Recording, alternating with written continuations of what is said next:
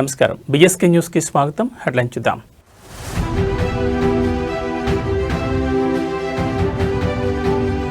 అధికార మదంతో మిడిసిపడుతూ మాట్లాడడం సరికాదు. అసెంబ్లీలో కేసీఆర్ పై రేవంత్ విమర్శలకు కేటీఆర్ కౌంటర్.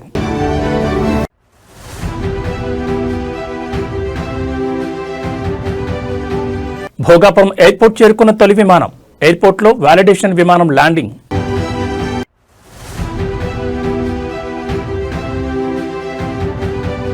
కాళేశ్వరంపై కక్షగట్టారు. పాలమూరుపై పగబట్టారు. తెలంగాణ భవన్లో బీఆర్ఎస్ కృష్ణా జలాలపై పవర్ పాయింట్ ప్రజెంటేషన్.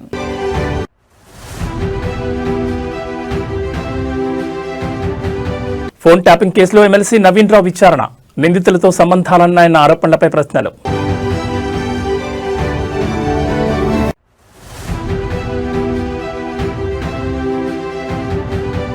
తిరుపతిలో హల్చల్ చేసిన మందుబాబుకు రిమాండ్. సిబ్బందిపై టీటీడీ చర్యలు. ఇక డీటెయిల్స్ చూస్తే కేసీఆర్ హరీష్ రావులను ఉరితీయాలంటూ సీఎం మాట్లాడిన వ్యాఖ్యలను మాజీ మంత్రి బీఆర్ఎస్ వర్కింగ్ ప్రెసిడెంట్ కేటీఆర్ గుర్తు చేశారు. సీఎం రేవంత్ రెడ్డి వ్యాఖ్యలను తీవ్రంగా ఖండించిన కేటీఆర్ అలా అయితే కాంగ్రెస్ ని ఎన్నిసార్లు ఉరితీయాలంటూ ప్రశ్నించారు. ఆదివారం తెలంగాణ భవన్లో మాజీ మంత్రి హరీష్ రావు ఆధ్వర్యంలో నిర్వహించిన పవర్ పాయింట్ ప్రజెంటేషన్ కార్యక్రమానికి హాజరైన కేటీఆర్ ఈ సందర్భంగా ప్రసంగించారు.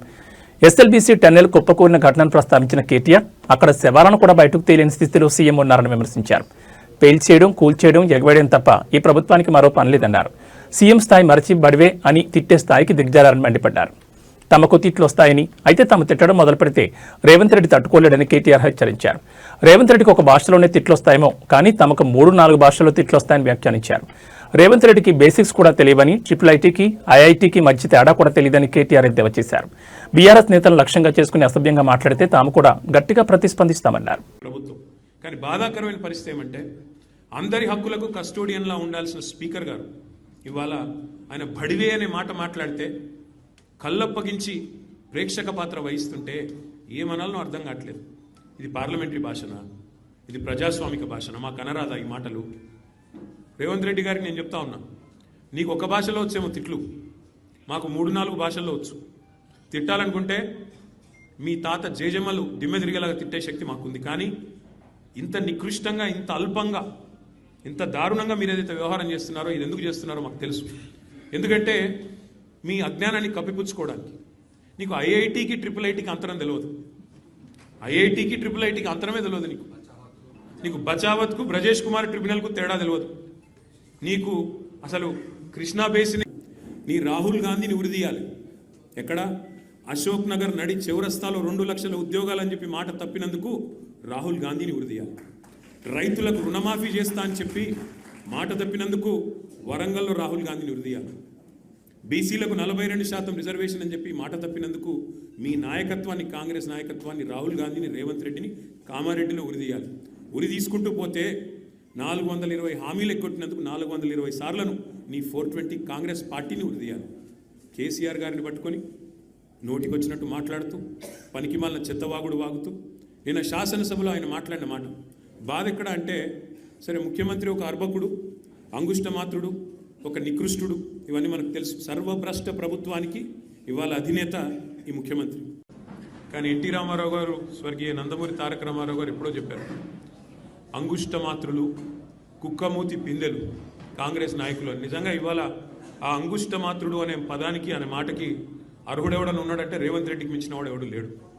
కుక్కమూతి పిందెలు అని కాంగ్రెస్ నాయకులను తారక రామారావు గారు అనేది ఖచ్చితంగా వారికి తగిన మాట. ఎందుకంటే ఒక్కసారి అసెంబ్లీలో ముఖ్యమంత్రి రేవంత్ రెడ్డి కట్టుకథలు చెప్పారని మాజీ మంత్రి బీఆర్ఎస్ ఎమ్మెల్యే హరీష్ రావు ఆరోపించారు. తెలంగాణ ప్రయోజనాలను పణంగా పెట్టిందే కాంగ్రెస్ పార్టీ అంటూ ఘాటు విమర్శలు చేశారు. నల్గొండ జిల్లాకు మరణశాసనం రాసింది కూడా కాంగ్రెస్ పార్టీని అంటూ సంచలన ఆరోపణ చేశారు. తెలంగాణ భవన్లో కృష్ణా జలాలపై బీఆర్ఎస్ పవర్ పాయింట్ ప్రజెంటేషన్ ఇస్తోంది. ఈ సందర్భంగా మాజీ మంత్రి హరీష్ రావు మాట్లాడుతూ అసెంబ్లీలో అబద్దాలు చెప్పారు. పాలమూరు వలసలకు కారణమే కాంగ్రెస్ పార్టీ. నల్గొండ జిల్లాకు మరణశాసనం రాసింది కూడా కాంగ్రెస్ పార్టీనే. విభజనలో సెక్షన్ 84 పెట్టి రాష్ట్రానికి అన్యాయం చేశారు. 11వ షెడ్యూల్లో మన ప్రాజెక్టులను ఎందుకు పెట్టలేదు? కాంగ్రెస్ చేసిన ద్రోహాలను కప్పిపుచ్చుకున్నారు. పాలమూరు, రంగారెడ్డి, డిండి ప్రాజెక్టులను 11వ షెడ్యూల్లో పెట్టకపోగా విభజన చట్టంలో రక్షణ కల్పించామని సీఎం చెప్తున్నారు.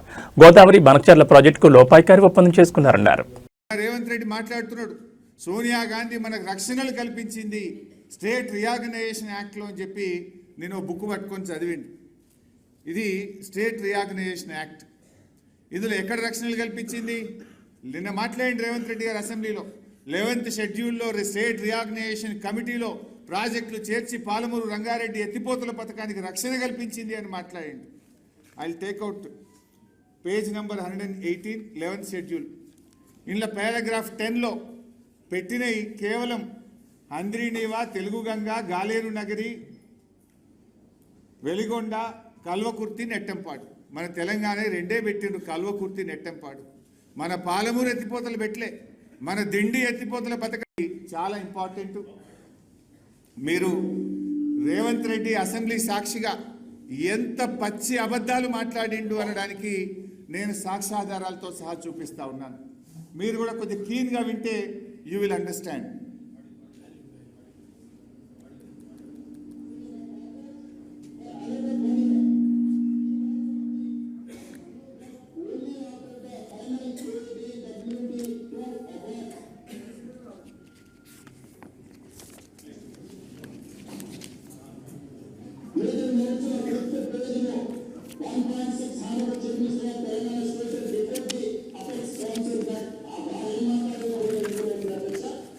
రాష్ట్రం ఏర్పడక ముందు అంటే 1956కి ముందు, ఆంధ్రప్రదేశ్ రాష్ట్రం ఏర్పడక ముందు అప్పటికే కట్టిన నిజాం సాగర్ లాంటి, దిండి లాంటి అనేక మైనర్ ఇరిగేషన్ మరియు మీడియం ఇరిగేషన్ ప్రాజెక్టులు కింద తెలంగాణకున్న ఆయకట్టు 3,000 ఎకరాలు. అంటే ఆంధ్రప్రదేశ్ రాష్ట్రం ఏర్పడక ముందే మన ప్రాంతంలో మైనర్ మీడియం ఇరిగేషన్ కింద కాకతీయ రెడ్డి రాజులు కానీ, నిజాం నవాబు కానీ వేరియస్ ప్రోగ్రామ్స్లో మనకు వచ్చిన ఆయకట్టు 16,03,000 ఎకరాలు. సరే, ఉమ్మడి ఆంధ్రప్రదేశ్లో 1956 నుంచి 2004 వరకు మనకు వచ్చిన ఆయకట్టు 36 లక్షల ఎకరాలు. 60 ఏళ్లలో వచ్చింది 36 లక్షలు. 2004 నుంచి 2014 కాంగ్రెస్ ప్రభుత్వమే అధికారంలో ఉంది. ఆ 10 ఏళ్లలో వచ్చింది ఎంత అంటే 5,71,000 కొత్త ఆయకట్టు, స్టెబిలైజేషన్ 93,000, అంటే 6,64,000 ఎకరాలకు వచ్చింది. అంటే 56 నుంచి 2014 వరకు 60 ఏళ్లలో వచ్చింది 42 లక్షల ఎకరాల ఆయకట్టు. 60 ఏండ్లు 42 లక్షల ఎకరాల ఆయకట్టు.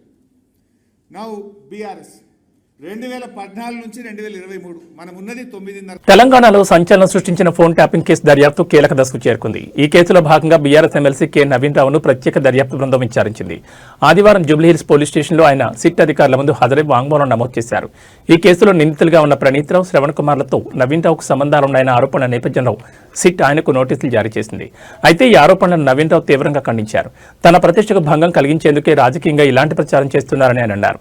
నిందితులతో తాను ఫోన్లో గానీ నేరుగా గానీ ఎప్పుడూ మాట్లాడలేదని, తనపై వచ్చిన ఆరోపణలు అవాస్తవమని నిరూపించుకోవడానికి సిద్ధంగా ఉన్నారని స్పష్టం చేశారు. బీఆర్ఎస్ అధినేత మాజీ ముఖ్యమంత్రి కేసీఆర్, వర్కింగ్ ప్రెసిడెంట్ కేటీఆర్లను కూడా సిట్ విచారణకు పిలిచే అవకాశం ఉందన్న వార్తల నేపథ్యంలో నవీన్ రావు విచారణ ప్రాధాన్యత సంతరించుకుంది. దీంతో ఈ కేసులో తదుపరి పరిణామాలు ఎలా ఉంటాయని దానిపై ఉత్కంఠ నెలకొంది. గత బీఆర్ఎస్ ప్రభుత్వ హయాంలో రాజకీయ ప్రత్యర్థులు, వ్యాపారులు, జర్నలిస్టులతో పాటు కొందరు న్యాయమూర్తుల ఫోన్లను కూడా అక్రమంగా ట్యాప్ చేశారని ఈ కేసులో ప్రధాన ఆరోపణలున్నాయి. గత నెలలో ఈ కేసులో ప్రధాన నిందితులైన ఎస్ఐబి మాజీ చీఫ్ టి ప్రభాకర్ రావును సిట్ సుదీర్ఘంగా విచారించింది. ప్రభాకర్ రావు కస్టడీ విచారణపై సిట్ జనవరి 16న సుప్రీంకోర్టుకు నివేదిక సమర్పించనుంది. ఈ కేసులో ఇప్పటికే సిట్ అధికారులు మాజీ డీజీపీ మహేందర్ రెడ్డి, మాజీ సీఎస్ సోమేష్ కుమార్ సహా పలువురు కీలక అధికారుల వాంగ్మూలాలను నమోదు చేశారు.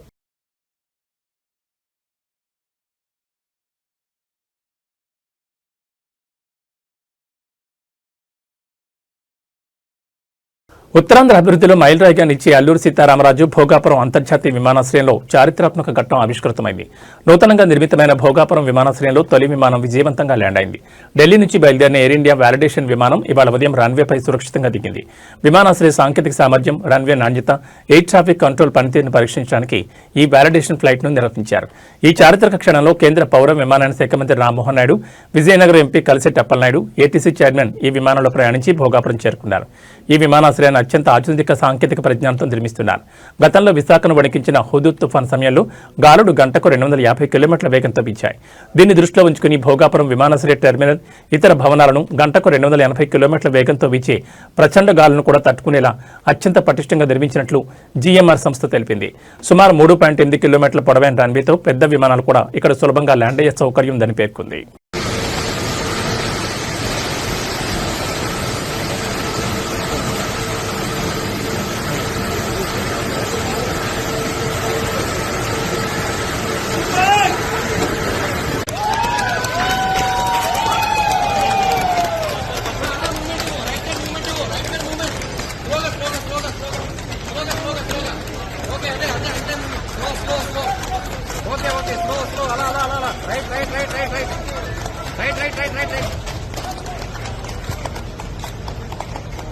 ఓకే అక్కడికి వెళ్ళి బ్యాక్ వస్తుంది. ఓకే బ్రో చాలు. ఓకే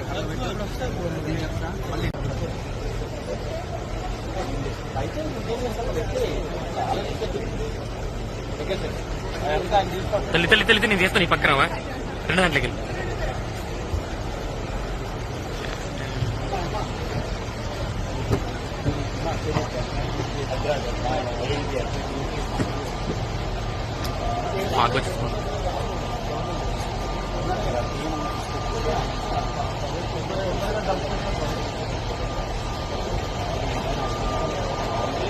రాష్ట్ర వ్యాప్తంగా సంచలనం సృష్టించిన డ్రైవర్ రాయుడు హత్య కేసులో మరో ట్విస్ట్ చోటు చేసుకుంది. శ్రీకాళహస్తి జనసేన పార్టీ మాజీ ఇన్ఛార్జ్ వినుత కోట భరత చంద్రబాబు విడుదల చేసిన తాజా వీడియో డ్రైవర్ రాయుడు హత్య కేసులో కొత్త ప్రకంపనలు సృష్టిస్తోంది. ఈ వీడియోలో ఆయన స్థానిక టీడీపీ ఎమ్మెల్యే బొజ్జల సుధీర్ రెడ్డిపై తీవ్రస్థాయిలో ధ్వజమెత్తారు.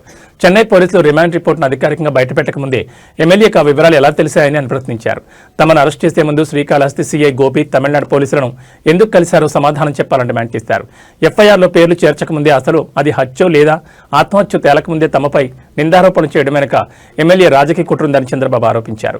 ఎమ్మెల్యే బొజ్జల సుధీర్ రెడ్డి తన రాజకీయ ప్రత్యర్థుల ఎదుగుదలను సహించలేకపోతున్నారని విమర్శలు గుప్పించారు. చెన్నై కేంద్రంగా ఉన్న తన వ్యాపార పలుకుబడిని ఉపయోగించి తమపై కక్ష సాధింపు చర్యలకు పాల్పడుతున్నారని చంద్రబాబు మండిపడ్డారు. హత్య జరిగినట్లు చెప్తున్న సమయంలో తాము చెన్నైలోని అపోలో ఆసుపత్రిలో సొంత మామగారి చికిత్స నిమిత్తం ఉన్నామని స్పష్టం చేశారు. అందుకు సంబంధించి ఆసుపత్రి పార్కింగ్ ఏరియాలోని సీసీ కెమెరా దృశ్యాల నిదర్శనమని పేర్కొన్నారు. తాము రిమాండ్కి వెళ్లకముందే ఎమ్మెల్యే మీడియా సమావేశం ఏర్పాటు చేసి మాట్లాడడం, డ్రైవర్ రాయుడు తన తమ్ముడు వంటివారని చెప్పడం అంతా ముందస్తు ప్రణాళికలో భాగమేనని ఆయన విమర్శించారు. One town CI Gopi Chennai 7 వేల్స్ పోలీస్ స్టేషన్కి వచ్చి మరి అక్కడ ఏమేం మంతనాలు చేసి మా పేర్లు ఎఫ్ఐఆర్లో యాడ్ చేయకముందే, మేము రిమాండ్కి వెళ్ళక ముందే చెన్నై పోలీస్ కమిషనర్ రాత్రి 10 గంటలకు ప్రెస్ మీట్ పెడితే శ్రీకాళహస్తి ఎమ్మెల్యే బొజ్జల సుధీర్ రెడ్డి మధ్యాహ్నం 1 గంటకే ప్రెస్ మీట్ పెట్టి మా రిమాండ్ రిపోర్టు బయటకు వచ్చింది మేము రిమాండ్కి వెళ్ళిన మరుసటి రోజు. కానీ మేము రిమాండ్కి వెళ్ళక ముందే, మేము కోర్టుకి వెళ్ళక ముందే స్క్రీన్ ప్లే డైరెక్షన్ ఈయనే చేస్తున్నట్లు ఎమ్మెల్యే బొజ్జల సుధీర్ రెడ్డి హడావిడిగా మా ఇష్యూ కోసమే ప్రెస్ మీట్ పెట్టి పిన్ టు పిన్ ఈయనే దగ్గరుండి చూసినట్లు, లేకుంటే ఈయనుండే దగ్గరుండి రిమాండ్ రిపోర్ట్ రాయించినట్లు కొన్ని విషయాలు పబ్లిక్గా లైవ్ ప్రెస్ మీట్ ద్వారా చెప్పింది మీరందరూ చూసింటారు. మీరు ఒకసారి అర్థం చేసుకోండి. మా పేర్లు ఎఫ్ఐఆర్లో యాడ్ చేయకముందు, మేము కోర్టుకు కూడా వెళ్ళకముందు కేసు ఇన్వెస్టిగేషన్ చేస్తూ ఉండగా చెన్నై పోలీస్ కమిషనరే రాత్రి 10 గంటలకు ప్రెస్ మీట్ పెడితే, అది కూడా ఆయన క్లారిటీగా చెప్పలేని పరిస్థితిలో ఉంటే అక్కడ కొంతమంది విలేకరులు అది ఆత్మహత్యనా హత్యనా అని అడిగితే మేము ఎలాగైనా క్రియేట్ చేసుకుంటామని ఆయన చెప్పిన వీడియోలన్నీ మీరు చూసింటారు. ఇక్కడ శ్రీకాళహస్తి ఎమ్మెల్యే ప్రెస్ మీట్ పెట్టి మరి ఇటు వెళ్ళారు అటు వెళ్ళారు అటు చేశారు ఇట్లా చేశారని ఈయన చెప్పాడంటే, ఈయన అక్కడ పోలీసులకి స్క్రిప్ట్ ఇచ్చాడా, ఈయన ఇక్కడ నుంచి సిఐని పంపించి అక్కడ ఏమేం డ్రామాలు ప్లే చేశాడు, ఏమేం విషయాలు ప్లే చేశాడు అన్ని విషయాలు మాకు తెలుసు. అది మేము సందర్భం వచ్చినప్పుడు మేడ్చల్ మల్కాజ్గిరి జిల్లాలో రహస్యంగా మూగజీవాల నుంచి రక్తం సేకరిస్తున్న ముఠా గుట్టు రట్టయింది. నాగారం సత్యనారాయణ కాలనీలో పోలీసులు సంయుక్తంగా నిర్వహించిన ఆపరేషన్లో ఈ అక్రమ దందాన్ని బయటపెట్టారు. మేకలు గొర్రెల నుంచి అనధికారికంగా రక్తం సేకరించి ఇతర రాష్ట్రాలు తరలిస్తున్న ముఠాను పట్టుకుని 2 అరెస్ట్ చేశారు. అరెస్ట్ అయిన వారిలో ఓ మటన్ షాప్ యజమాని, నకిలీ వెటర్నరీ డాక్టర్ ఉన్నట్లు పోలీసులు తెలిపారు. పోలీసుల తనిఖీల్లో మొత్తం 180 రక్తం ప్యాకెట్లను స్వాధీనం చేసుకున్నారు. సేకరించిన ఈ రక్తం ప్లేట్లెట్లను కొన్ని వ్యాధుల చికిత్సకు ఉపయోగిస్తామని చెప్తూ అక్రమంగా విక్రయిస్తున్నట్లు ప్రాథమిక దర్యాప్తులో వెల్లడైంది. అయితే సరైన వైద్య పర్యవేక్షణ లేకుండా అడ్డగోలుగా మేకలు గొర్రెల నుంచి రక్తం తీసుకోవడం వల్ల అవి 1 లేదా 2 రోజుల్లోనే మృతి చెందుతున్నాయని పోలీసులు తెలిపారు. మూగజీవాలపై ఎలాంటి క్రూరమైన చర్యలు పూర్తిగా చట్టవిరుద్ధమని, జంతు సంక్షేమ చట్టాల ప్రకారం కఠిన చర్యలు తీసుకుంటామని పోలీసులు స్పష్టం చేశారు. ఈ దందాకు సంబంధించి మరెవరైనా ఉన్నారా అన్న కోణంలో దర్యాప్తు కొనసాగుతోందని, అక్రమ రక్త సేకరణపై ప్రత్యేక నిఘా పెట్టినట్లు అధికారులు వెల్లడించారు.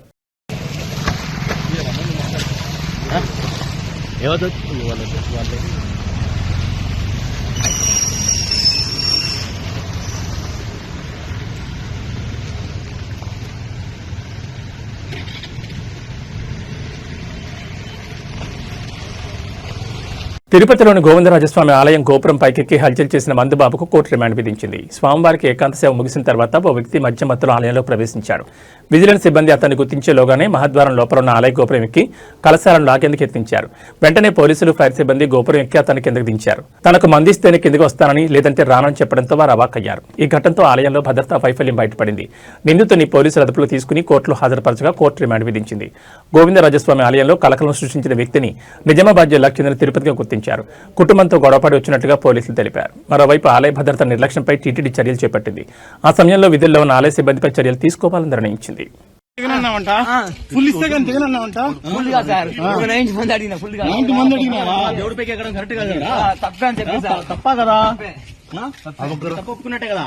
సార్ తప్పు ఒప్పుకున్నట్టే ఆ టెక్నం కరెక్ట్ కాదు కదా? కాదు రా రే, తప్పు ఒప్పుకోవడం కదా? ఎక్కువ స్టార్ట్ చేయి.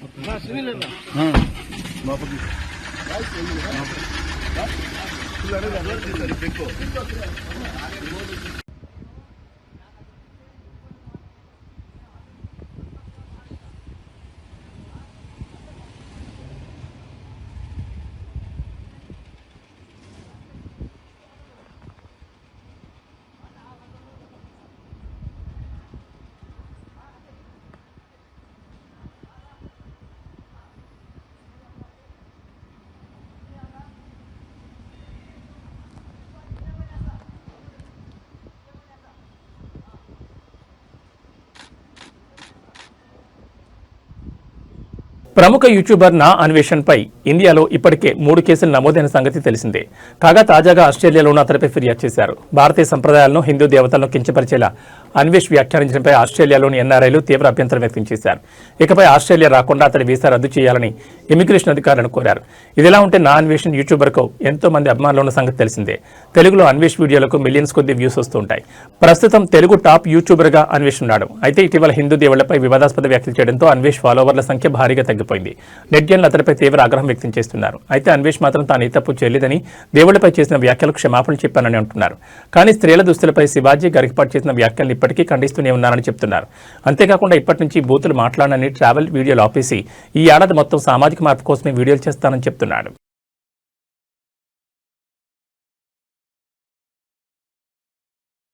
మచిలీపట్నంలో గంజాయి బ్యాచ్లు తమ ఉనికి చాటుకునే ప్రయత్నం చేస్తున్నాయి. గంజాయి బ్యాచ్లోని సభ్యులు మత్తులో పట్టణంలో హల్చల్ చేస్తూ ప్రజలను భయభ్రాంతులకు గురి చేస్తున్నారు.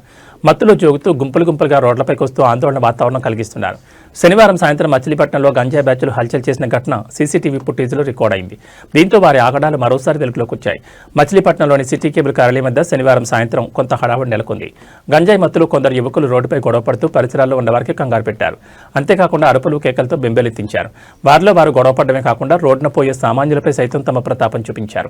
ఈ క్రమంలో సిటీ కేబుల్లో పనిచేసే చలపతి అనే వ్యక్తిపై కూడా దాడి చేశారు. వారిని వారించి అడ్డుకోపోయిన సిటీ కేబుల్లో పనిచేసే ఇతర ఉద్యోగులపై దౌర్జన్యం చేశారు. అంతటితో కాకుండా సిటీ కేబుల్ కార్యాలయంలోకి చొరబడ్డారు. అక్కడ విధ్వంసం సృష్టించేందుకు యత్నించారు. వారి దాడిలో పలువురు సిటీ కేబుల్ ఉద్యోగులు గాయపడ్డారు. స్థానికుల సమాచారంతో పోలీసులు వెంటనే ఘటనా స్థలానికి చేరుకుని గంజాయి బ్యాచ్ను అదుపులో తీసుకున్నారు. వారి దాడిలో గాయపడిన బాధితులను హాస్పిటల్కి తరలించారు. ప్రస్తుతం వారు చికిత్స పొందుతున్నారని పోలీసులు పేర్కొన్నారు. బాధితుల ఫిర్యాదు మేరకు కేసు నమోదు చేసుకుని దర్యాప్తు చేస్తున్నారు.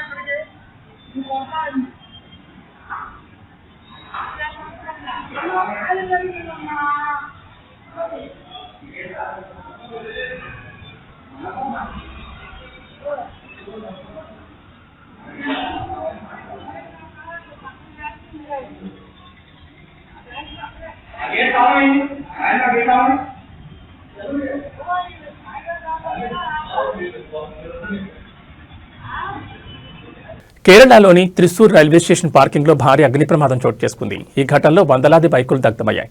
ఓ విద్యుత్ తీగ తెగిపడి నిప్పురవ్వలు రావడంతో మంటలు చెలరేగినట్టు తెలుస్తోంది. ప్రమాద సమయంలో 600లకు పైగా ద్విచక్ర వాహనాలు పార్కింగ్లో ఉన్నాయని, వాటిలో చాలా వరకు కాలిపోయాయని అధికారులు వెల్లడించారు. 3 అగ్నిమాపక శకటాలతో మంటలను అదుపులోకి తీసుకొచ్చారు. ఈ ఘటనపై కేంద్ర మంత్రి సురేష్ గోపి ఆరా తీశారు. ఈ ఘటనను తీవ్రంగా పరిగణించాలని అధికారులను ఆదేశించారు. ఈ ప్రమాదంపై పోలీసులు, రైల్వే అధికారులు దర్యాప్తును ప్రారంభించారు.